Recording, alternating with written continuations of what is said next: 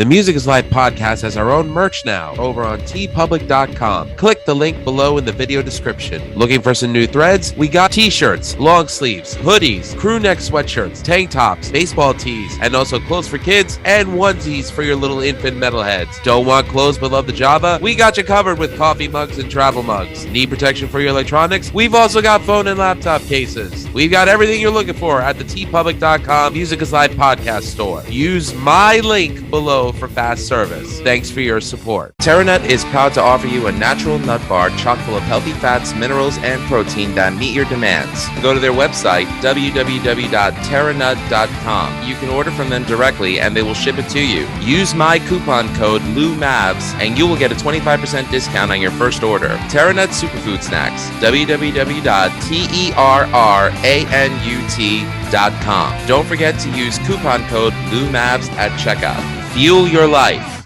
Looking for some new podcasts to listen to? Well, look no further than the Rat Salad Review Network. Rat Salad Review is taking over the podcast world with plenty of shows to choose from within their network of entertaining programming, including the flagship show Rat Salad Review with Wayne Noon, Greg Noggle, and Lou Mavs, as well as occasional co-hosts Manny Mejias and James Lilquist. We also have the official Rat Salad Review spin-offs such as Album vs. Album, Screams from the Grave, where we discuss beloved yet forgotten hard rock and metal albums of the past, and a King Diamond podcast called This Broadcast Belongs to Them. We've also got Old Man Metal's Musings, Beyond Bushido, a podcast dedicated to pro wrestling and MMA with James Lilquist and Eric Adams. No relation to the guy from Manowar or the mayor of New York City. The Timo Tolkki podcast featuring Stradivarius and Avalon founding member Timo Tolkki. The BS Sessions with Mark and Jerry. Just the Cheese Please, a podcast dedicated to cheesy films of the 1980s with Tara J. and Adam. And the Music is Life podcast with Lou Mavs. The Rat Salad Review Network is your go-to one-stop shop for the best podcasts out there today. Go to ratsaladreview.com for more info and to find out where you can find, follow, subscribe, and comment on YouTube, Facebook, Instagram, TikTok, Twitter, and all streaming platforms. The Rat Salad Review Network. We're taking over. Ladies and gentlemen, how do? We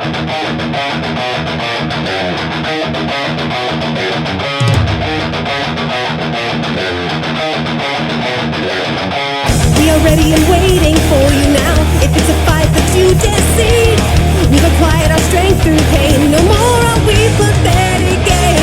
You are the reason why we claim that we've all become this way. And I regret this prison that I've created for myself.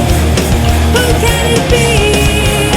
Who makes us cry? Who won't save us from ourselves?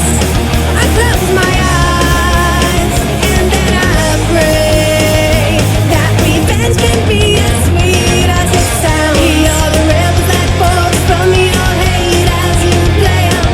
Someone to fight with you, to argue to, or make them up, yeah.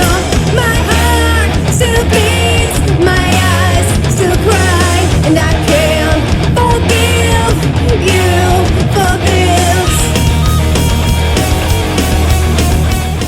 There used to be discussion about the importance of danger, chaos, the possibility of something happening that really wasn't on the schedule. Mr. Dukey Flyswatter and Haunted Garage!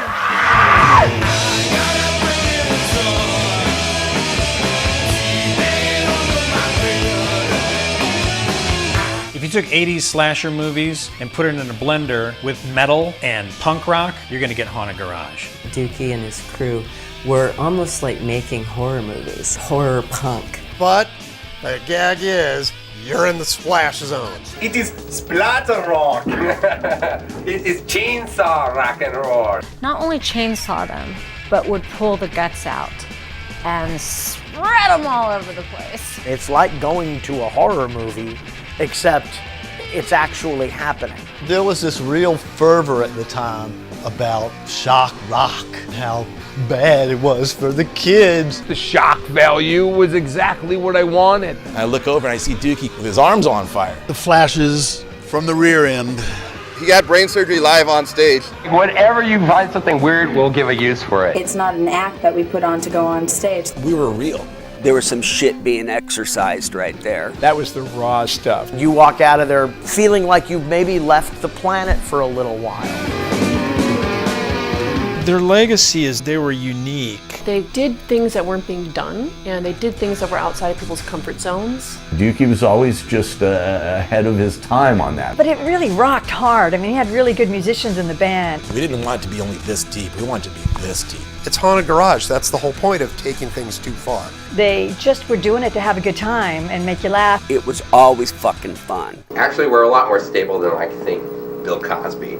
I don't know how to explain it. It exploded. Paul Stanley and Gene Simmons. Tom Waits was there. We blind Axl Rose. When you're sitting between Dukey and Elvira, it doesn't get any cooler than that. There were lines around the block to see Haunted Garage. They were the it band at the time. Those guys were gods to who they were gods to.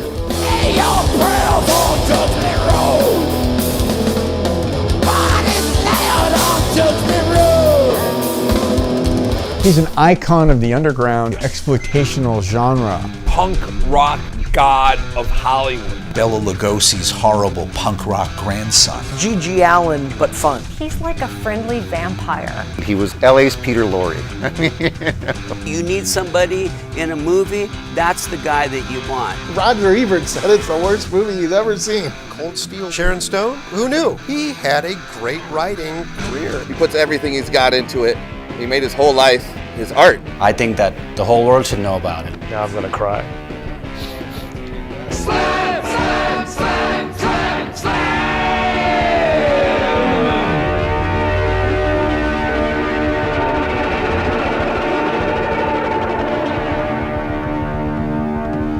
Wait a minute, you're gonna get this. Oh, thank you. Music is Live Podcast. This is your host, Lou Mavs. Check out everything you need to know about the show over at musicisLivepodcast.com. Ladies and germs, I make no bones or apologies about it. I love horror films, I love metal, and I love punk. Yes, I use my platform to promote artists I enjoy and appreciate from different worlds, including metal, punk, hip-hop, R&B, modeling, photography, and cinema. Today's guest is someone who, like John Brennan of Shutter's The Last Drive-In with Joe Bob Briggs and Troma's #Shakespeare Shitstorm, is involved in horror, cinema, and music. He's a musician in the world's first video-only band, Green Jello, or Jelly, depending on what side of the country you live on, who many remember from either their MTV hit Three Little Pigs or their 1992 long-form VHS tape Serial Killer. He's also a filmmaker who is working on a documentary of Michael Sonye. If anyone doesn't know who that is, he is the screenwriter of one of my favorite horror comedies of all time, this film, Yes. Blood Diner. Which we had the great awesome. I match you. Which we had the great better. Sorry, I'm already he's cutting got off the your intro. VHS tape. But Okay, you I'm already schooled. prompted me in my props, and I have to show. I know you're a fan of Carl Crew on this program. Yes, he was our guest on our Halloween show. That's Carl Crew right there. Awesome. Which we had the great Carl Crew of the California Institute of Abnormal Arts on our Halloween episode last year. He played Mengele in Peter George's Surf Nazis Must Die, which was distributed by Troma Pictures in 1987. And he may be known by his persona as Dukey Flyswatter, the genius madman behind the band who, in my humble opinion, gave birth to the theatrical horror band that combined punk and metal with characters, costumes, and visceral practical special effects. We're talking about Haunted Garage, a band that predates Green Jello, Guar, Mushroomhead, Slipknot, Mudvayne. Make no bones about it, Haunted Garage started it, thanks to the brainchild of Dukey Flyswatter. There's a new documentary in the works called The Life and Slimes of Dukey Flyswatter and Haunted Garage, with a who's who of people from the world of entertainment. And I'm proud to have on the podcast today the director of the film from Green Jello and the head of Vonesper Studios, Mr. Kevin Vonesper.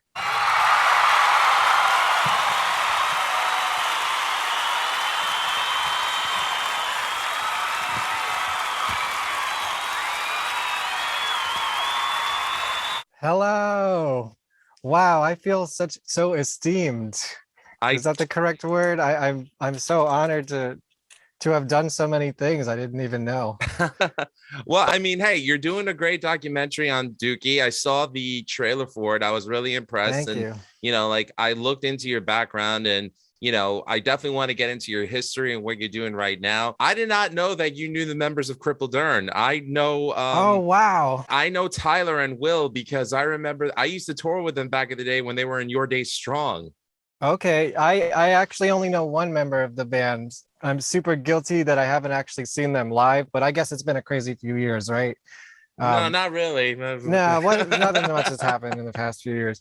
Yeah, Jerry Joseph, their guitar player, is a friend of mine from high school. I actually saw the first time he ever played, and I have it on video. He was probably 16 or 15 years old. Yeah, that's crazy. I absolutely loved Crippled Urn's cover of Typo Negative's "I Don't Want to Be Me." I thought that was probably one of the best Typo covers I heard, and their stuff is solid. I love what Tyler and Will are doing right now with the band. So hope to have them on one day. I purchased their stuff on their Bandcamp. I purchased a T-shirt, and you know, I was just like, hey, you know, support this band. And you know, pandemic. Yeah, I wish I knew we were going to talk about them. I would have grabbed my props. I have the 7 inches that they did, both or all the colors. I don't know if there was 2 or 3 of them. And for the record, by 7 inches, it means vinyl, people. Okay, that's so right, take vinyl, it easy. And the latest album they put out on CD, I also got, and it was a lot of fun. Good hardcore music from the Bronx. Are you from the Bronx originally? No, I am from Rockland County, which is near the Bronx. It's about maybe a half hour away or so. Yeah, it's the suburb right outside of the Bronx. Like I'm on Long Island, which is the suburb right outside of Queens and Brooklyn. I'm from Queens originally. Okay. So, you know, yeah, I lived in Astoria for about 15 years. That's where I'm from. Oh, that's great. Yeah, I lived there for 15 or so years between the time I started and ended back in Rockland County. Very and that's cool. where I know Jerry from. He's from Rockland County as well. And we were all part of the music scene that spawned bands like Three Monkeys Named Bob and Coheed and Cambria. I know you've heard of at least one of those. Three Monkeys Named Bob. Yes, I've heard of them. Of course. Yeah, they're classic. I have to admit, I love Coheed and Cambria. I mean, I'm a huge Rush fan, and we'll actually get into that later when we talk about our mutual love of Steinberger guitars. Okay. But, you know, when I first heard Coheed, I was like, are they like Rush fans? And then the more I listened to them, I'm like, well, no, they're not. They weren't, but now they are, I think. Well, I did see that cover of Anthem from over on 2 Minutes to Late Night. I think it was that. Audio did, and he killed it. So no, I absolutely love Coheed. So you know, I just remember probably around the time their first album came out. I think I read an interview with Claudio where he said that he had never really listened. I mean, he'd probably heard Rush here and there, like the hits, but he had never really listened to them. And everyone who was interviewing them assumed that he did. And that's why he deep dove into them and ended up with the song 2113, which is the extra track on their second album. In Keeping Secrets of Silent Earth 3, which is still today my favorite album from theirs. I mean, the title track itself, part of it was very reminiscent of Iron Maiden's Heaven Can Wait when they do the chants at the end. It's epic, yeah. Oh, yeah. So, you know. Yeah, I used to watch them when they were Shibuti at the back door where we grew up performing, and Olives and Nyack. And I actually have a video. It should be on my archive YouTube site, Vonesper. I think it's called Vonesper Studios Archive. Yes, now. I just subscribed to it. Oh, great. Yeah. There's a video I shot of Claudio playing acoustically in Nyack Park, and he plays like one of those songs for the first time. I cannot remember the name of it right now because their songs are very long and complicated. They've been around for 20 years. So yeah, and that too. A lot of material to choose from. But no, I love Coheed, and you know, again, I'm very happy to have you on the show. So I definitely want to get more into we're off the rails already. That's okay. Hey, you know what? You know this is going to be a good conversation. That if it turns into a conversation more than an interview. So exactly. But let me throw the first question at you. So you mentioned you're from the suburbs of New York, upstate, you know, Rockland County. Well, we're the suburbs. Upstate is anything beyond us. Orange County and beyond. Again, city boy over here. I know. Anything north of the Bronx is upstate. Yeah, to you, I'm upstate. To me, Orange County is upstate. Fair enough. I think Orange County is upstate. Fair enough. What was it that got you your start in punk bands and metal bands, I assume as well? And you know, as a fan of horror, growing up. What was it that made you interested in all of that and made you pursue the career path that you're currently in? Well, I played my first show when I was 11 years old. I had an older brother who was always into music and played music. So he was 8 years older than me. And then I kind of just like, we would just jam in the basement. That's kind of how I started picking up my chops. And then I played my first show at 11 years old in a local movie theater after hours. And everyone else was like in high school age or maybe beyond. And I was just like this tiny little kid, like playing Beatles covers and Jimi Hendrix and Led Zeppelin and stuff like that. And that's probably around the time I had already gotten into bands like Green Jello and Honey Garage and Guar, and a love of music was just always. Oh, nice. Hail Odorous. Yeah, I gotta give love to our mutual friend Joey James Hernandez, who designed this T-shirt. Oh yeah, he does great stuff. I love the cat one. 9 lives, and I'm gonna live it up. The cat Judas Priest. If I tip my computer and break the illusion of this movie magic, you see my Guar cave over here. So very cool. Yeah, it's all full of Guar toys and I CDs see a and videos. Steinberger. Yeah, I'll have to grab that when we talk about it. It definitely. Well, I'm playing a gig this weekend, so my Steinberger is currently getting set up right now. So that's exactly what I need to do, because I have even a better one, and then like I have like all these guitars, and there's always just one thing broken about all of them. So really, maybe 1 or 2 of them are functioning, and that's a problem. Cool. So you started. I think playing... I answered your question. No, you did. Yeah, you playing with your. And then as soon as I started finding out about local shows, I was probably like 14, 15 years old.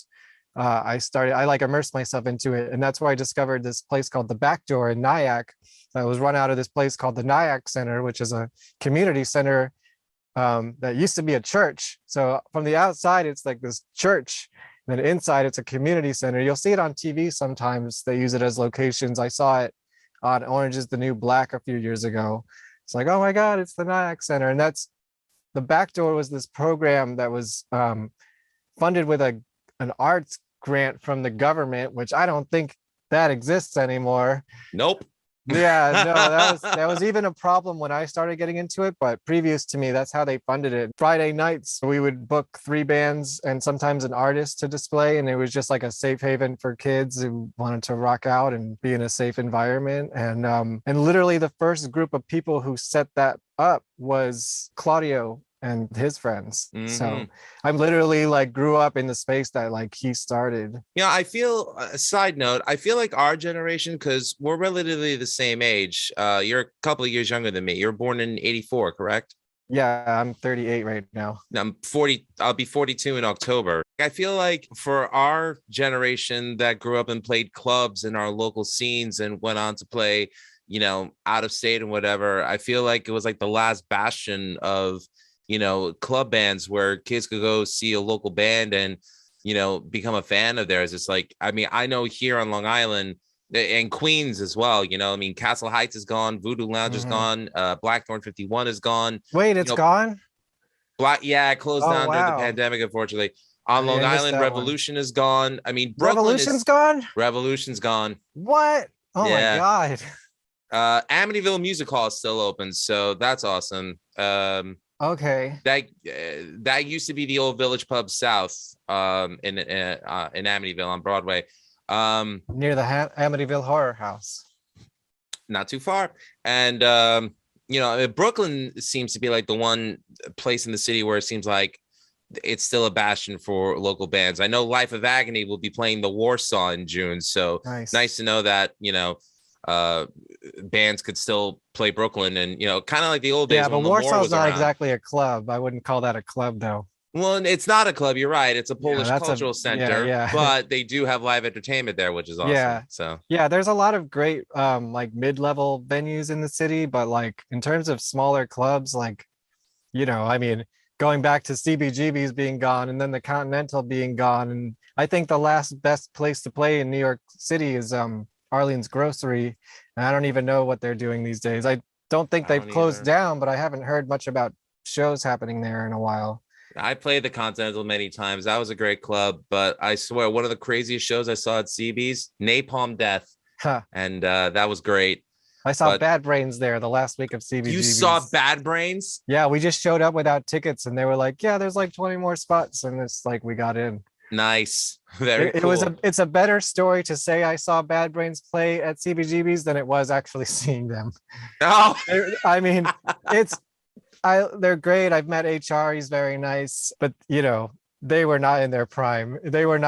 Didn't seem like they were that into doing it, if that makes sense. On the bright side, we still have the older material to listen to, so we'll Oh, keep they were that. playing that, just like not with the intensity that you would want. Probably not. Yeah, I believe it. But Still great. And then there's a connection there with Coheed because Dr. No plays guitar on their first album. The opening track. You played on Time Consumer, yes. Yeah, and I remember the second stage Turbine Blade. Yep. My friend, I used to have rough mixes of that album before he even added that part, before they were even signed. Our friend recorded it, so we just kind of had leaked mixes amongst our friends. So then hearing Bad Brains kind of recorded over what we were used to hearing already was like, oh wow, that's crazy. It was a killer solo, and it was that album that actually got my friends in the Sleeping to go up to Nyack to record their first album, Believe What We Tell You, which is a killer record. Cool. Thanks again to the Sleeping for thanking my band in the liner notes. Surrender to Providence, appreciate it. Nice. So got the punk, got the metal, but what was the gateway to horror? I mean, would you say that Gwar and Haunted Garage were responsible for that too? Yeah, well, I mean, if you want to take it all the way back to the origin, it all started with this right here. Oh, I know you already mentioned the Green Jelly. My God, that's pristine condition. It's just doing all right. I wouldn't open this too much; it might start falling apart. But okay, yeah. I bought this when I was like 10 years old, when the video was still popular, and it definitely changed my life. The first time, unknowingly, until years later, the first time I ever saw Dukey Flyswatter was right here in the Misadventures of Shitman video, where he turns into Shitman amongst Danny Carey, who I heard he's still in a band somewhere. He used to be in Green Jello. I hope he makes it one day. Yeah, I have good hopes for that guy. Yeah. And then of course with the early internet, the next thing I got into was Gwar. Classic. Yeah. And then the next band you would get into is Haunted Garage, because if you like these other bands that put stupid shit on their heads, you'll probably like this one too. And boy, were they right. But the sad thing is, though, that both bands, Gwar and Haunted Garage, at one point were both on Metal Blade together. Yes. And I'm happy that Gwar, made it to where they are, the art collective that did good. Yeah. But it saddens me because I heard you talk about this on Drew Stone's podcast. Don't let me repeat too much. No. It's fine. But I mean, I did want to bring this up. From what I gather, Brian Slagle, who I respect because of what he's brought forth with Metal Blade, I had no idea put out the first Metallica song. This is true. Hit the Lights with Lloyd Grant on the guitar. But the point I was trying to make was that I did not know that he did not provide Haunted Garage tour support, because I went on setlist.fm to check out where Haunted Garage is played. I know you mentioned that they've played in Germany. They only mentioned their California dates. Yeah, they were mostly a California band. They did, I know, some short tours on their own into Canada once or twice. And I don't know, I found a video of them playing in Portland, Oregon. So they made it there at some point for some reason. But the only tour they did supporting Possession Park while they were on Metal Blade was in Europe, all over Europe, not just Germany, with the Cramps. I stand corrected. They got that through the Cramps, not through Metal Blade so much. So which is really odd. They never toured the United States. They never had a music video, although one was shot and never even printed from the film, as far as I know. And apparently it wasn't very good anyways. But I mean, how do you drop the ball on Haunted Garage? Probably could have been the best music video band of all time, up there with the Green Jelly and Three Little Pigs. Well, yeah, they really dropped a very visual band. Yeah, and they had all the movie connections. Could you imagine, with the actors that they knew and the directors that they knew and the special effects guys that they knew that were already doing stuff for the show, all that combining for a bunch of music videos? It would be so cool. Well, I mean, it's all in the documentary, because you've interviewed Brink Stevens. Yeah, I couldn't believe you interviewed Johnny Psycho. I know Johnny. I don't know him personally, but I know him because he was in a film called Kung Fu Rascals. He told me about that. Yeah. That is one of the seen it funniest yet. kung fu parody films I've ever seen in my life. Troy Froman, who I'm friends with, who played Bull on Saved by the Bell, he's in that film as well. And Johnny's Oh, that's also in the great. live action adaptation of Bio Booster Armor Guyver, the anime. It was just called The Guyver. So I know about this guy. And I'm Right. like, holy I shit, gotta he's see alive. that too, That's with awesome. Mark Hamill, right? Right. Unfortunately, he got top billing, and in the movie on the VHS cover, it's his face with the Guyver. He's not the Guyver in the movie, ladies and see, I gentlemen. didn't even know that. I had to grab this because you mentioned Johnny Psycho. I actually got this in the mail. I think it was yesterday. It just came out. I had pre-ordered it. I don't think it's even in stores yet. But this Blu-ray for Game of Survival, which What is that? I never heard of this. Culture Shock Releasing, which is distributed by Vinegar Syndrome. And that is another weirdo movie that Johnny Psycho is. There's a, where is he? Look at, with his mohawk. Yeah. Of course, it's a painting of him, but it's kind of like a bootleg Running Man type of movie. It's That not looks like very. it's right up my alley. But it's totally crazy. Yeah, Johnny Psycho's in this, and he's also. Have you seen Rollerblade Warriors Taken by Force? No, I have not. Yeah, I mean, I'm not necessarily recommending you seek this one out, but it is a curious one that you may probably never see on Blu-ray or DVD, even because the director Donald G. Jackson, Donald G. Jackson, director of Hell Comes to Frogtown. which Johnny Psycho also is in. Was he? I believe. Oh, He said he was. I don't think he has like a line, but he's just like one of those background characters. Got it. Okay. He's got his mohawk, I'm sure. This is a crazy movie he did where Johnny Psycho, Dukey Flyswatter, and their friend Cleve Hall, R.I.P., passed away a few years ago during the pandemic at some point. They were all, I don't know, this is a fucking weirdo movie. But Donald G. Jackson's, I think his estate kind of wanted to bury it because it's a little, let's say, not with the times. It's a little rough around the edges. I get it, but you know what though? I mean, films like that are valid because of when they were made. There's for Johnny historical Psycho. significance. Yeah, Oh, very it's definitely cool. a product of its time. It's a little bit rapey. Michelle Bauer was in the original Rollerblade movie, and apparently she had declined this one because of the script was a little too much. But when I asked her about it, she had no recollection. And she's like, yeah, you're probably right. Donald G. Jackson is definitely no stranger to strange films. I mean, I remember one of his earliest films, I Like to Hurt People, which is a wrestling. It's a wrestling movie with Dusty Rhodes and Terry Funk, and it's about the Sheik, the original Sheik, Sabu's uncle. Yeah, I don't know if they'll ever get permission to do it. I know people have tried and failed, but man, like it is definitely, cult cinema worth preserving. I'm a huge fan of cult cinema. I mean, I'm so mad that Amazon totally Prime. wrong. It's definitely like cancel culture material, but it's just a movie. Exactly. Although everyone's fine. As someone who loves exploitation cinema and loves cult cinema, this is exploitation cinema. Yeah. And I love Italian horror. That's like my favorite genre. Okay. But the hardest thing for me to watch is a lot of the films when they have actual animal killings. No, there's none of that. There's none of that. Okay, then it's I can live with it. Cartoonish. Yeah. It's it's silly, but it's very wrong. Wow. It's more on the Hell Comes to Frogtown kind of level. Roddy Piper, oh, I love him. And there's a great there's a monster in that movie that Cleve Hall created that they recycled and started using in the Haunted Garage show too. So for the significance relative to my topic of discussion here, somebody put preserve that movie for me.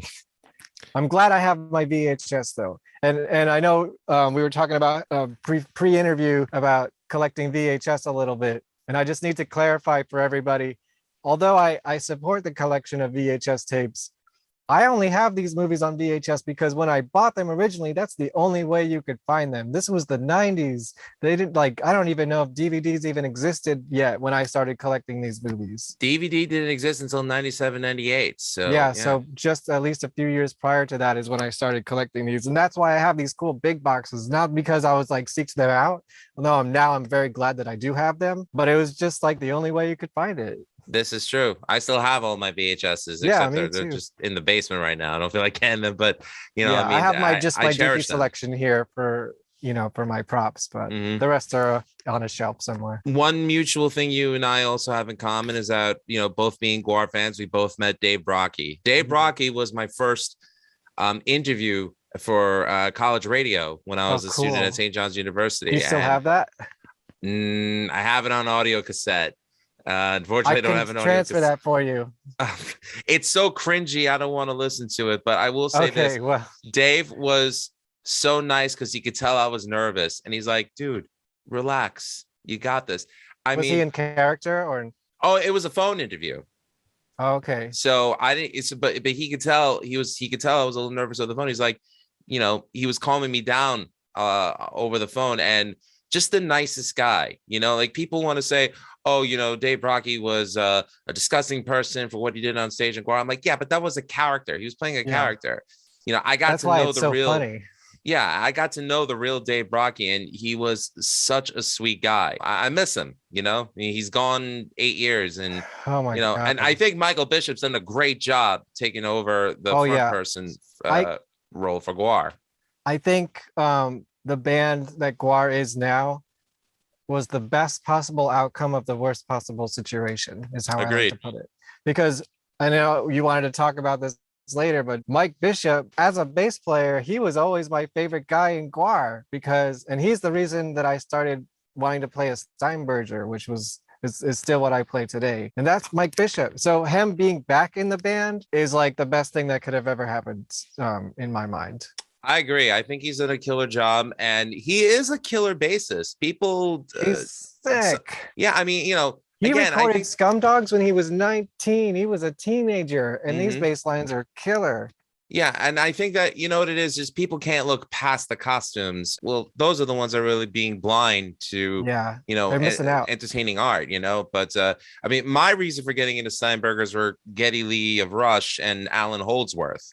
Especially Alan Holdsworth, because as a guitar player, I thought he had killer tone and just great chops. But obviously, I cannot play like him because his fingers were a whole different level. But he made me want to buy a headless guitar. So I found a Steinberger and I bought it. I loved it. I still play it. So there it is. Yes. Now, what did he actually make the carcass out of? Was that paper mache that he just put around the body of? That was definitely the costume guys doing that. Really impressive. It was really cool. And he's still using that exact same bass up till today. He used it on the new Gwar record that's coming out. What, next month? You guys, there's a new Gwar record coming out this next month. Can't wait. I love the new song. Fuck the haters. It's going to be awesome. I got my tickets. I'll be at the New Jersey show. Very cool. You are a member of Green Jello. Or jelly. It's spelled jelly, but pronounced jello. Yes. Well, what I've heard is that Y with umlauts over it, it's pronounced O. I don't know how true that is, but I think it's a great story. We'll take it. Yeah, exactly. Fronted by the legendary Bill Manspeaker, Green Jello is known for a lot. The self-described punk rock puppet show, the self-proclaimed world's worst band, and the band that helped establish Tool. Let's face facts. You wouldn't know Tool, Maynard James Keenan, and Danny Carey if it was not for Green Jello. Tool started in Green Jelly Studios, or literally the place that Bill and Maynard lived together. And for being on the Gong Show in 1988, performing Rock and Roll Pumpkin, which has to be the funniest 2 minutes of television I've ever seen. I can never unsee Bill's face after he takes his mask off and then got gongs. He's just like, so funny. Burned into my mind. Genius in his psychosis. I absolutely love it. Yeah. But people know of Green Jello as a California band, but they're originally from Buffalo. Yeah. Currently, the band's still fronted by Bill, with musicians in every city ready to perform at Bill's call. In other words, they're franchised. Bands, yeah. But how did you get involved with Green Jello? And considering that it's a franchise band, like your reach with them, like how far does it go? Like, do you tour around the country with them, or is it mostly up and down the East Coast or the tri-state? Well, it started in 2008. Green Jello's first tour since the 90s. They toured once for their hit record, gold record, right? I believe it's gold. And they toured in, it must have been 1993 with Testament and Propane. And then that was it. Then they were just another, like a Hollywood band. And, 15 or so years later, no, he must have, maybe 13 years later, his son, Damien, what he wanted to do for his summer vacation. And he said, hey, let's bring Green Jello on tour. So he set up the first Green Jello tour since, 1993. And I was very excited about that. And I went to go see them at the Gramercy Theater. Is that still around? That's still around. That right? is still That around. is still around. Not again, that's a pretty big venue, not a club, mid-level big. About 500 people. I saw Ginger there. It was packed. It was great. Only 500? No, it's got to be more than that. No, it's only one level with a couple of like seats in the back. Yeah, they but have it's the not, seats in the back. It's not a Roseland. It's a little smaller than Irving Plaza. Yeah, that's what I would compare it to. A little smaller than Irving. Yeah, Exactly but what I would great say. venue. Yeah, great venue. There was maybe 20 people there. And Really? I created a web TV show just so I could go interview them, which lasted, maybe another year or two after that. I did like maybe 20 episodes. I don't know if all of them came out, but we interviewed Green Jelly and Otis Urungus and Dresden Dolls, the Meat Man, and a bunch of other cool stuff. And then a couple days later, I saw them at a place called The Haunt, which was in Yonkers. I don't know if that's still there. That is not around, but I do remember that venue. I think Immolation played there a couple of times. I believe it. The thing is, they were touring, not the whole band, but members of the Radioactive Chickenheads. Do you know about the Radioactive Chickenheads? I'm familiar with them. Yes, Carrot Top goes on tour with Green Jello. They yes. started out as Joe and the Chickenheads, and I just love to show my old cassette tapes here.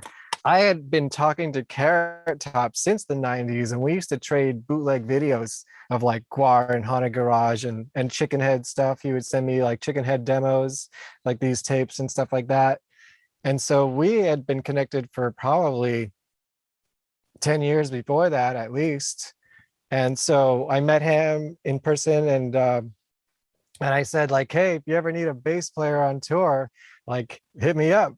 And it just so happens there was a night a couple months later, I was at someone's birthday party at a karaoke bar in the city somewhere. And I actually was singing Three Little Pigs. They actually had it in the book. And all the words were totally wrong. And nobody else there knew the song. So I felt awkward because it's really long. I always pick really long songs. It's like 6 minutes long. When you're standing in karaoke for 6 minutes, it's a long 6 minutes. Anyways, it just seemed like an omen because I got a call from Carrot Top and I went outside to take it. And he's like, hey, remember when you said, well, we're going to be opening for Green Jello on the next leg. Do you want to join the Chickenheads? And I had just lost my job. So I flew to LA and jumped on the bus, and I became a member of the Chickenheads, Rosemary's Billy Goat, and Green Jello all in one day. They did some Warped Tour stuff, I think, after this, but the last big national tour they did was with me. We did about 2.5 months in the bus from coast to coast and then back. And we never made it to New York City because it was all booked up for CMJ that week, but we did play Dingbats in New Jersey. That's as close as we got. That's close enough. That's still pretty around. close. Yeah. And then a few years later is when he started doing his franchise band. So I started the first New York City franchise band, and we played at the Paper Box. Is that still there? I've never heard of the Paper Box, but It is was it in true Brooklyn. that Green Jello played Gussie's Bar in Astoria? Yeah. That's what I'm getting at next. So oh my God. I was just like, no, they can't be playing my hometown. Let me tell you the story. Please do. So we played this pretty great show at the Paper Box. I believe it's on YouTube in some form, but it was, oh man, first of all, I had done a job for Vampire Freaks, the old website. It's like a goth Facebook kind of website. I had interviewed Brandon Smalls on Metalocalypse. Metalocalypse Nice. was playing Roseland that night, and I had to give up my free ticket to see them to go play with Green Jelly. Monster Magnet was also playing somewhere around town. So it was a lot of force against us, as it always is with Green Jelly. But we don't need a big audience to put on a great show. So we did that, and then we didn't tell anybody until after the show, but we had booked Gussie's for a week later. And Bill lived on my couch in Astoria, walking distance from Gussie's. I lived right off of the Ditmars Boulevard stop. So you were not too far from the Bohemian Hall Beer Garden then? No, I could walk there too. Yeah, oh my God, I love that place. Yeah. The day before Gussie's, he leaves to go do another franchise band show somewhere else. and he doesn't even make it back for the Gussie's show. So we play without him. And then I hear a couple months later, I go to Gussie's, and you must know Ozzy, who used to book the shows there, right? No, I've actually never been to Gus. Oh, okay. I was living on Long Island around the time that it happened. Oh yeah, but you used to live in Astoria, right? Born and raised, yeah. Gotcha. So this guy Ozzy was booking the spot, and I showed up for someone else's show, and he's like, "Hey, that's great. Green Jelly's doing a makeup show," and I'm like, "We are? I haven't heard about this." And apparently he had talked to Bill and booked a makeup date, and that's how I found out about it. So I'm like, "Hey, Bill, do I have to get a band together for this show?" He's like, "Oh yeah." So I'm like, "Okay, great." And I believe he made that one about 3 hours late, and we did like 3 songs with him, and that was it. And that was the last time I played with, no, that's not the last time I played with Green Jello. It might have been the last time. I don't remember the timeline exactly, but I joined a couple days on tour in 2010 as well. They were just coming through, and they were like, "Kevin, we're coming to New York. Grab your guitar or just show up, play." Okay. And then he was getting married in Niagara Falls. Like we said, he's from Buffalo. It was a long weekend for me. I just jumped on the bus, played a few shows, watched them get married at Niagara Falls. And then that night we played the after party show. I think it was called Mohawk's Place in Buffalo. Partied, got onto my plane, came back home, and went straight to work. Pretty impressive. Yeah. Now he's got a pretty solid band going on again in Hollywood, because he's doing his WTF-TV.com. Do you know about that? Yes, I subscribe to that too. Yeah, it's this great show he does every Saturday from his living room. He basically turned into a full production studio with like 5 cameras, a full TriCaster, and like he gets legit bands there. That's where we had Haunted Garage play their final show. We double booked it with the Dwarves, so that was just insane. If you imagine how small Gussie's is, that's probably about as small as Bill's living room is. So he's got a band, like a house band that plays every week there, and he just did a mini tour. I think like 4 shows with them. Basically, it's like, if you want to be in Green Jelly, just show up to the show and play the show. Like, then you're in the band. I know I'm member 237. And I'm considered old school. They're well over 1,000 now. There are a lot of members I remember that were in the band when they were at their peak. People forget how big of a big deal Green Jello was. Grammy back nominated, in the day. gold record. Right. Huge. We're talking airplay on MTV, airplay on rock radio, a long form video, Serial Killer, the Spider-Man Maximum Carnage soundtrack for the video game. Yeah, Maximum Carnage. A single with Hulk Hogan. I bet you don't got that. I do have that. Son of a bitch.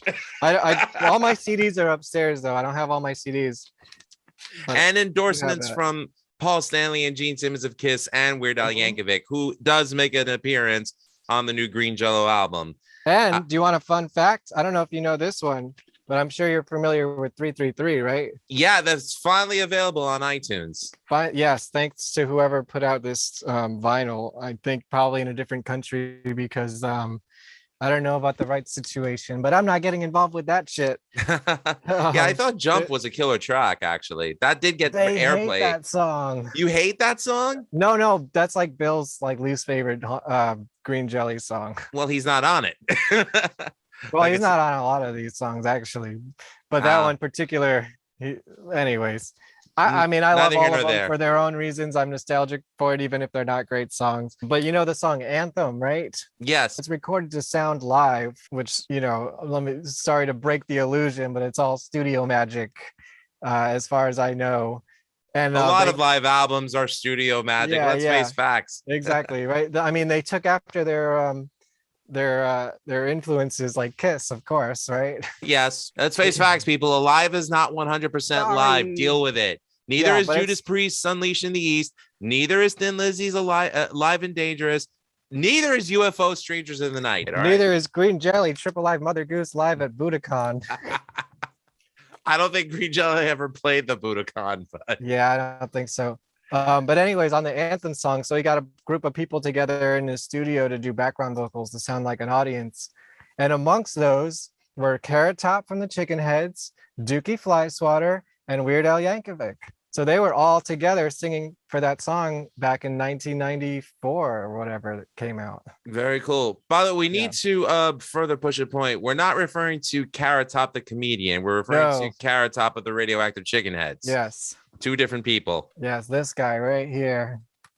I'm glad to see that Bill's active. You know, I mean, there was concern a couple of years ago that things were, you know, looking down, but I'm glad he's okay. And, you know, I'm glad to see that, you know, I'm happy to see that you're like in a forward momentum. So, you know, I mean, like, I only hope I can help push that further because, you know, I love what you're doing. You started building your brand back in around the 2000s before monetization could even occur for YouTube channels. My company is mostly, until this documentary project, just for hire, videography, video editing, you know, photography. So I worked for people, and maybe they made money off of their YouTube with the work that they paid me to do for them, but I haven't. Well, let's help Kevin. Not from YouTube. Let's push Kevin to monetization, people. Let's do it. Come on, subscribe to his channel. Yeah. Link in the description below. I've started a Von Pod so far. This will be my second weekly YouTube live show. So check it out. You know, if I get enough people on there, maybe I can get that super chat money soon. So let's go for that. Yes, Vonesper Studios on YouTube. Yeah. And you know, it showcases your work, you know, and it shows that you're highly involved in the music scenes, primarily in New York and California. Mostly New York. I just have a fascination with California bands for some reason. So, well, I mean, let's face it, California breeds a lot of good bands. I mean, you know, to me, the greatest American rock and roll band of all time, Van Halen, California. Yeah. So, yep, big influence on my family. Now onto your documentary that you're currently in the middle of, which, by the way, I know you have an Indiegogo for. We will put the link in the description below to help Kevin get this movie made. Again, I first became aware of Michael Sonye, aka Dukey Flyswatter. I gotta correct you. I believe it's Sonny, although you did say it phonetically. I'm 100% stupid. We'll just call him Dukey. Yeah, that's fine. I first became aware of Dukey back in 93, 94, around that time. I think it was either it was definitely in a magazine. I don't want to say that it was Metal Edge or Metal Maniacs or even Hit Parader. It may have been Fangoria. Oh, wow. Do you still have that? I'm looking for that one. Well, no, I saw it, but I don't have it. Fudge. But this is like back when I was in middle school that I recall this. Let's see. I got Kerrang, Screamer. And these are all issues that highlight Haunted Garage. Is in flip side, some flip sides. Wow. If anyone out there has any media that I don't, hit me up. Again, link in the description below. Yeah, because I am the archivist. That same year, my older brothers mentioned a movie called Blood Diner, which had one of the funniest scenes I ever saw in any film, where Stan, the rival restaurant owner, gets his hands cut off, makes towards his getaway car, bleeds all over the windshield, and drives his car as he attempts to wipe the blood from the windshield only to crash it. Still one of the funniest things I've ever seen, and hands down, you know, one of my favorite horror comedies ever. Like, I would say it's right up there with, you know, Toxic Avenger for me as far as horror comedies. Needless to say, I was 13 when I saw this in 94 when we rented it. Dukey's real name comes up in the credits as a screenwriter. Now, it essentially was meant to be a sequel to Blood Feast. Yes. By Herschel Gordon Lewis. So it's not exactly a remake or a reimagining or a reboot, but it's a great classic standalone horror comedy. And shortly after that was when I discovered Surf Nazis Must Die. You kind of mentioned earlier that it was in your preteens. Well, you got the Blu-ray. Nice. Yeah, just came out in February. Haunted Garage being primarily a California band, and you know, both of us being in New York. You mentioned discovering Guar and Green Jello, but what was it that actually made you discover Haunted Garage? I believe it was allmusic.com, if you remember that site. Yes, I do. The one website where Bryan Adams requested to take his information off.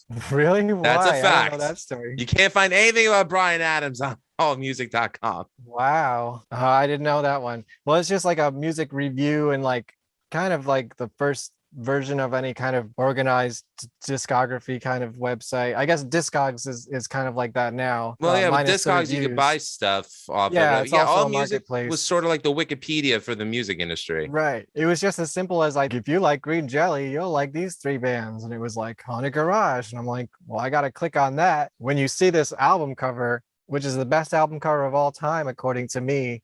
I mean, you had to go buy that. And then It is killer. And then 11-year-old me having their mind blown. Here's another crazy theatrical rock band that I love. That was like my whole world. But they were the most mysterious one because they were the one that was not active anymore by the time that I had discovered them. And so that's why I started the internet's first haunted garage website when I was 11 years old. And, Really? my quest for knowledge for them stems that far back. Yeah. So I may have come across your website then. That is I pretty have it. cool. I have an archive of it somewhere that I think I got it on archive.org. I think there was only 2 ever, and I was definitely the first one. Well, I definitely know that their cult It goes way status, back. it precedes them. But what I thought was great about the trailer that's on your channel was, again, I saw a who's who of genre characters. You know, you had, like I said, you had Michelle Bauer, Brink Stevens. You're interviewing Lloyd Kaufman coming up. You had Robbie Rist from the Brady Bunch, who was Michelangelo in the original Ninja Turtles film, who's a member of the Undead. He's got the Ninja Turtles DVD. I kept talking about him so much that I had to get my prop for the Ninja Turtles out. And he's apparently in a band called the Undead Kennedys, which is great. He was, yes. You have Hunter Jackson, Techno Destructo of Guar fame in there, which is great. The co-founder of Guar. Yes, one of the originators of the Slave Pit. Bill Moseley, Chop Top from Texas Chainsaw Massacre 2, Black Dahlia of the Dwarves. We mentioned Johnny Psycho from Kung Fu Rascals, and again, Mr. Carl Crew, dear friend of the show. To get all these people who were involved with the life and career of Dukey Flyswatter, you know, it only makes sense that you would do a biopic on him. But what was it that made you want to pursue a biopic on Dukey? I wish it was a biopic.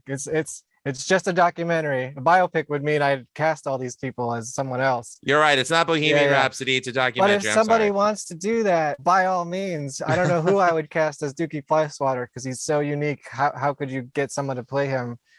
You can't copy an original. He's definitely an original. I mean, just kind of a side tangent. Have you ever seen somebody that you've met played by somebody else in a movie? The first time I remember that happening was watching The Dirt, the Motley Crue movie. Mm-hmm. And Pete Davidson played Tom Zutaut. Yes. Who's the guy who signed Motley Crue, and then he would later sign Guns N' Roses and Nirvana. He lived with us on the bus in the 2010 tour. He was managing the opening band for Green Jelly, who became Green Jelly later on to be their band. We're talking Tom Zutaut. Yeah, he was living on the bus with me. Well, I was living on the bus with him for a few days, and it was just like so weird and crazy. And then I'm watching this movie. I didn't even know he had anything to do with Motley Crue because I'm not as familiar with the hair bands, but I was like, I know that guy, but like the real one. not that I'm friends with him now. He wouldn't even remember me. In the comments, tell me who you would cast in these movies. Who is going to play Johnny Psycho in this movie? Who's going to play Dukey Flyswatter? I know that wasn't your question, but I apologize though, but the documentary on Dukey, what made you pursue the documentary on Dukey? As you mentioned, I've been doing my Vonesper Studios since I think I made it an official company in 2014 or something like that. Mm-hmm. And oh boy, did that keep me busy hustling in the city because it's tough out there for an artist. And so mostly I was just doing work for other people, although people I love and respect. So I did some work that I'm very proud of, but it was for other people. And I never got a chance to like step back and see what I wanted to do. You know, if I had the time, usually I would spend it on music or like being in a band, because we all know that costs a lot of time and money as well. It's like I told face. I was talking about this with my partner on Ratsai Review, the other podcast that I host, Wayne Noon. I said, you know, creativity and making money in the music industry are completely mutually exclusive in this day and age. Yeah, exactly. So the pandemic hit, and then of course my bread and butter was filming concerts and parties and doing photo shoots and generally being places where people are gathered. And then suddenly there was none of that anymore. So I'm sitting around my apartment. I started digitizing some old VHS tapes and kind of like doing just some stuff that I've never had the time to do. And I got thinking, like, what's something that I could start that would perfectly marriage my professional skill set and my passions in life. And that was just naturally this documentary about Dukey Flyswatter. As I told you, I had a quest for knowledge of them since I was 11 years old, and I actually flew out in 2008 to go see their reunion show. And on the poster, I'm looking at it, you can't see it, but it says documentary filmmaking. Somebody was going to start a documentary on them that night in 2008. So the idea was definitely in my head. Nothing ever materialized from it except a video of that show, which I got chainsawed on stage for, and Dinah Cancer from 45 Grave was singing background vocals at the time, and it was such a cool moment in my life. But yeah, suddenly during the pandemic, I was like, what could I work on now that wouldn't require me going anywhere, just so I can start planning it. And I just messaged as many people that I could think of that, you know, would be a part of it, just to see what the response would be. And it was overly positive, and people wanted to talk about something as crazy as Dukey Flyswatter. So I just rolled with it, and here we are. I went to LA last summer, came back with over 40 interviews, and now I have the trailer and the fundraiser out, you know, and it's well on its way, and it's happening. What format did you shoot on? Was it mini DV or was it HD? I have a Canon 6D DSLR. Pretty simple. Awesome. Yeah, and like a Zoom recorder. I would actually probably use this mic a few times. You know. That's I have to say, like, this is the first time one of our guests has used a lavalier on air, and honestly, it sounds Has anybody great. dressed up for you? No. Well, I mean, well, I had a couple of guests that were not musicians that dressed up very nicely. Okay. I had Lorelei Shellist, who was a model in France and for many magazines. She was engaged to Steve Clark of Def Leppard at one point. She, looked fabulous. I interviewed Phil Collin of Def Leppard's wife, Helen, who looked great. Okay. And, she's a photographer. So, you definitely see that. Not Phil Collins from Genesis. Not Phil Collins from Genesis. Phil Collin from Def Leppard. But there's one thing I've learned from interviews with musicians, like, a lot of them just feel comfortable just being dressed down. And, people that are not in the music world, they'll present themselves because, they're trying to push their product and their brand. And I think you're like the perfect combo of the two. Yeah, so I'm the perfect combination. I love that silver tie, though. That is great. You. It was my favorite at the time that I was picking my press outfit, and I rolled with it. And I've done maybe I shouldn't sell my secrets, but I've worn this for every interview that I've done for this thing so far. And it's just like, that's my costume for this whole project right now. I wish I had a green slime colored tie, but it was too late in the game, and I grabbed the silver and it worked well. Here we are. Very cool. So, I mean, you just mentioned that you flew to California last summer. You got 40 interviews. So, this was definitely during the pandemic when things were kind of dying down. But, I'm glad that you're able to get that footage. How is Dukey feeling lately? Because I know he had a health scare recently with a benign brain tumor. Yeah, he had the brain tumor removed successfully. Thank God. That was a couple of years ago now. He's doing all right. He's probably home watching movies right now. That's kind of what he likes to do. I thought it was really cool, though, that he was interviewed for this Blu-ray. Yeah, so, that was a great interview. Also done at the CIA, California Institute of Abnormal Arts. Is that where they filmed it? Oh, yeah. Very cool. Very cool. I definitely want to have, I'm definitely going to have Carl back on the show because, we talk so much about everything except the one thing that apparently he's kind of not known for. What's that? Bigfoot? No, we did mention Bigfoot. Yeah, what we didn't mention? We did not talk about Shay St. John. Wait, who's that?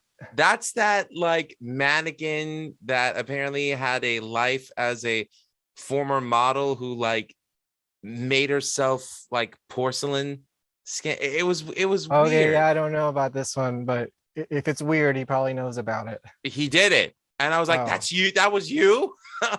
So I got to have him back on the next Halloween to he was a fun interview. We went to CIA to do it. I actually played there once with the Chicken Heads on the first night of our tour with Green Jelly was at CIA. And the first time I met Carl Crew, he was telling me that I couldn't film in his venue unless I gave him $50. I was like, Oh man, I just got what a yelled carny. at. I just got yelled. I know, but that's his world that he lives in. You gotta make a buck out of everything. What a And carny. I was like, Carl, is that I what love this you, but is you're a going to be carny. like? I should have let Carrot Top talk to him because I know they're old friends. But hey, whatever. I didn't want to disrespect anybody, and I was like, oh my god, I just got yelled at by the guy from Blood Diner. Cheater. Be glad you didn't bite your leg. Yeah.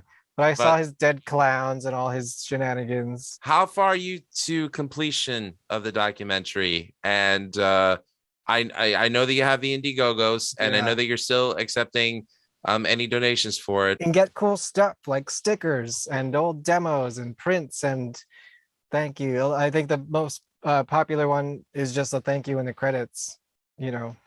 Check it out. But Please how far? support. But Yeah, how far is the film to completion at this point? I'd like to say about halfway at least, but it's hard to tell because I've never taken on a project quite this large. And as you can tell, I'm very passionate about it. So I'm going to make sure it's done right. And if it takes me years to get it right, it's going to take me years to get it right. Definitely. The only thing that would hold me back the most is finances. So, the more we can grease the wheel, the easier it's going to be to finish. And where I'm at is like, I have all this footage. I have enough to put something together, but there's definitely a few key people that I'm still missing, specifically band members that don't live on either coast and are just in the middle of the fucking US somewhere, that I have to either hire a local crew to film or fly out myself to do. And then after that, it's just editing. And then the thing I know least about, which is like licensing movie clips and things like that. I don't know how difficult that is. I don't know how much that's going to cost. Luckily, a lot of the stuff, I think people are excited to just have me, able to use it. But we'll see. Lawyers cost a lot of money. Just getting my contracts done up professionally, cost me more than traveling to LA. So all the non-artist stuff that, I'm the artist, all the business stuff is really what's going to hold me back probably more than anything. That's what I have to look forward to. I got to find out what I need to use and if I can use it and who owns it and how much it's going to be, and get a lawyer to write up a contract for it, and all that bullshit is really what's coming up for me. There's a point that I want to bring home to this to emphasize that it's important to donate to Kevin's Indiegogo.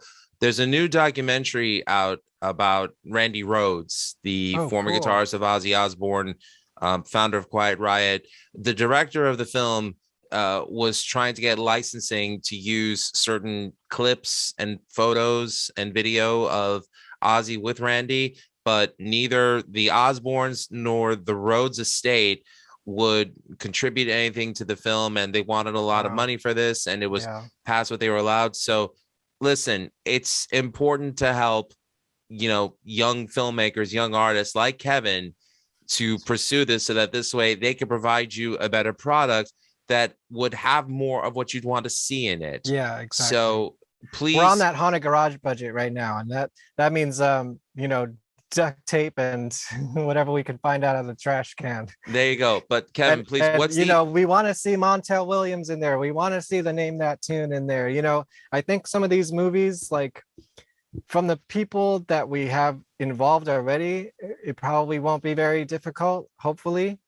I have some photographers like the legendary Edward Culver. Do you know about Edward Culver? He took all the photography for Possession Park, but he's most famous for doing pretty much every LA hardcore record from the early 80s, including probably most famously the Damage cover by Black Flag and that was him. By Circle Jerks. Yeah, just like Christian Death, Only Theater of Pain, all that stuff. 45 Grave, all their stuff. He's legendary. And just the fact that I reached out to him about this project, he was like, I'll give you, we have to get it scanned, and that's a process that's going to cost a little bit of money, but he was just happy that I approached him to use it, because otherwise no one's ever going to see this stuff. It's just these negatives are just sitting in his archive. And a lot of projects come out of artists that he's photographed beautifully, and he's like, there's a documentary about this person, I can't believe they never asked me about it, you know. So he's just happy, people are just happy to get their stuff out there. Luckily, most of the Haunted Garage stuff is just owned by the band, I think, hopefully. So far I've had no problem with that, but it's all the movies, and you know, that's probably going to be the most cost of this whole project, I am anticipating. So what is the website for the Indiegogo campaign? The easiest way to find everything is going to dukeydoc.com. That's DUKEYDOC.com, not like the Green Day album. Dukeydoc.com has everything. The Indiegogo address is too long, so just find it there. Along with all the press I'm doing, you know, there'll be a link to this show on there, and any news coming up about it.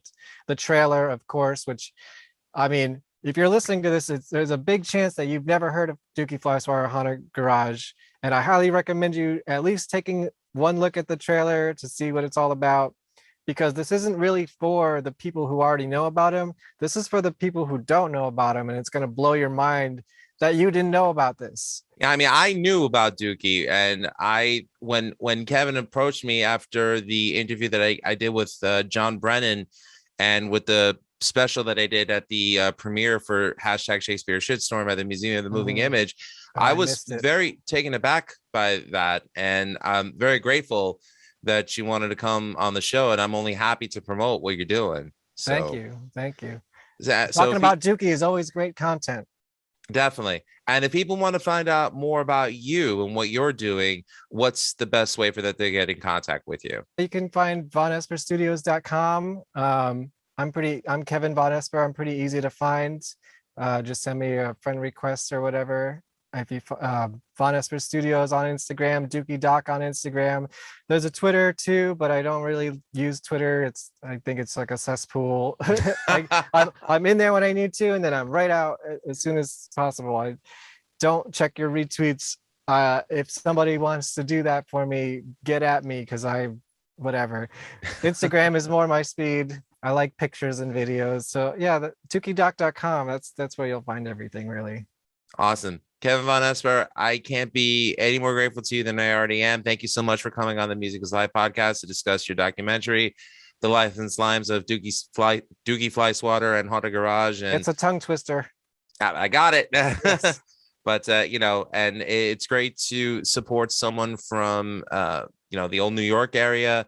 You know, I'm really taken aback by everything you're doing. And please consider this an open invitation to come back anytime. Yeah, let's do it again sometime. Maybe in October I might do another round of fundraising, because it's spooky season. So maybe definitely, like that. Yeah, I'm hoping to expand Halloween this year. So we'll see where we're going to I'm definitely part of that. Very cool. To find out more about the Music is Life podcast, check us out over at musicisLifepodcast.com. However, hopefully by the time you watch this episode, the website will be up and running. But until then, you can find out more about us over at our link tree, which is linktr.ee/Music is Life podcast. Also, don't forget to check out our parent network, ratstylereview.com. Kevin Vonesper, thanks again for coming on the show. Thank you. It's been a really fun conversation, and I'm glad to finally talk to someone from the East Coast. No problem. My pleasure. Thanks, everybody, for tuning in or listening in. And remember, all art is valid. Yeah. Even have a good night.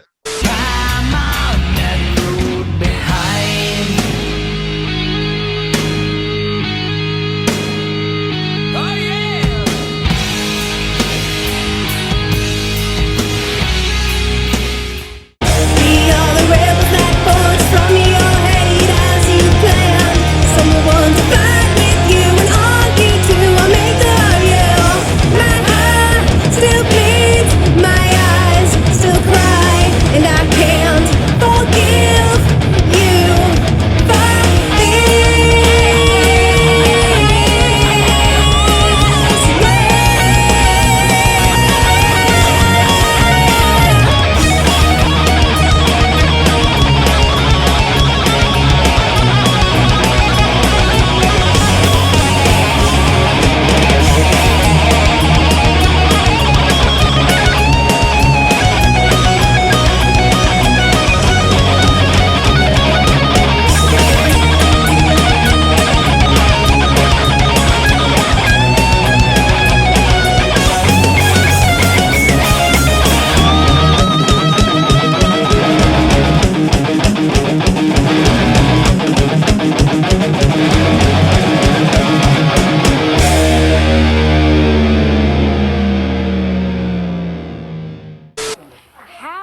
far are you guys gonna go? Cleveland. We have some Cleveland people here. Thank you very much. Thank you.